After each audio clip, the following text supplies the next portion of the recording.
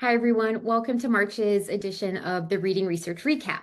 In the past couple months, I've covered a few papers on comprehension, such as activating background knowledge and the use of sustained silent reading practices.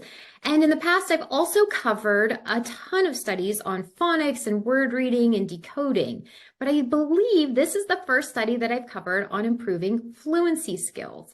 So this was a really cool paper that examined readers' theater and examined this, especially gender differences. So boys versus girls, and we'll get to why they did that here in a second, but they looked at improving fluency skills, but just not only fluency skills. They also looked at what motivates students to learn, which I think is really important and neglected in certain research studies.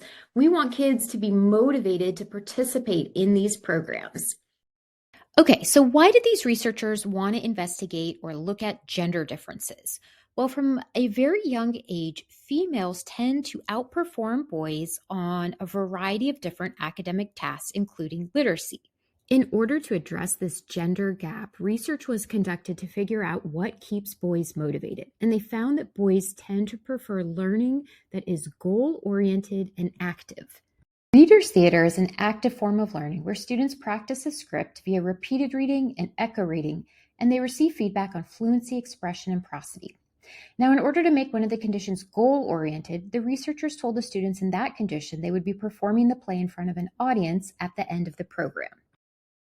So there were three main findings from this study. First, it seemed that reader's theater benefited both boys and girls in terms of improving oral reading fluency. Second, in terms of engagement or motivation, girls were motivated and engaged from the start, whereas boys were slower to warm up and be motivated and engaged by reader's theater. Third, it seemed that their hypothesis that this sort of goal-oriented active learning benefited boys more so than girls. So there was a trend in the results and through these interview questions that they asked that found that boys benefited more or enjoyed the goal-oriented, so the condition where they were told they were going to perform this play, more so than the condition where there was no explicit goal stated. Now, there were several limitations with this study, including a very small sample size, girls being overrepresented in that sample size, the study not being completed due to COVID, so they actually didn't get to perform that final performance that they were practicing. So you got to keep this with a grain of salt. These results, so take these results with a grain of salt is what I'm trying to say, because more research is needed. That said, I do think that there are other studies that confirm that reader's theater is a great way to engage and increase oral reading fluency skills for both boys and girls alike, but perhaps this study suggests that it might be a little bit more engaging for boys if you have an explicit goal stated, such as a final performance. Real quick, before I end here, there were two other studies that came out that I want to share because they're super relevant to what I covered in this deep dive video. There's a lack of research on reader's theater in younger students, and so that's why I wanted to bring your attention to this study. So this was a qualitative case study, and it was a doctoral dissertation, so it's not yet peer-reviewed, but it does suggest that reader's theater was fun and engaging for first graders in an emergent bilingual classroom. The second article I want to cover was most recently featured in the issue of the Reading League Journal. And in it, Dr. Elizabeth Norton comes to the conclusion after comparing two randomized control studies, so the only two RCTs she could find that compared repeated reading with continuous or wide reading, and found that they were both equally effective. There was no difference. And in fact, that students found in one of these studies, students found continuous or wide reading 8 times more engaging.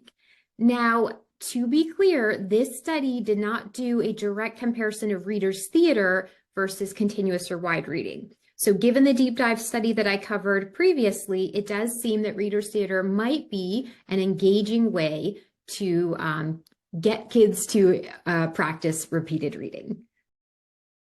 I want to end with one final point that I found really interesting and that I definitely agree with. And it has to do with how do you best spend your instructional time for struggling readers? So students who are struggling with fluency, what should you be doing with that time? Is it best used doing repeated reading, reader's theater, continuous or wide reading?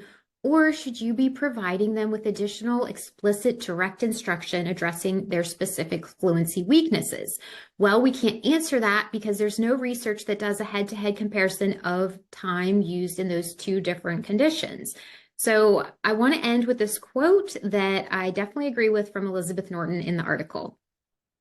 I find it puzzling that for students who struggle with reading, constructs as complex as reading fluency and comprehension could be meaningfully helped solely with repeated practice, rather than addressing their underlying areas of difficulty via direct instruction.